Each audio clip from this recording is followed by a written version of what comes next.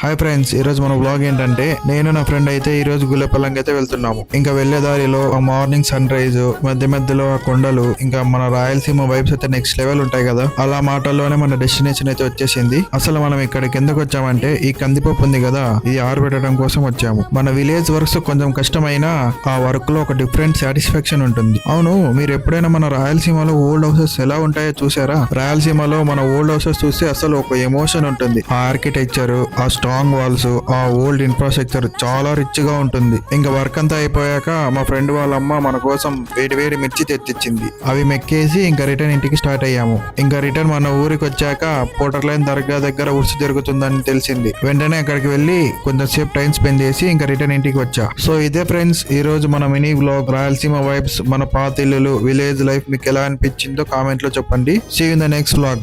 Bye.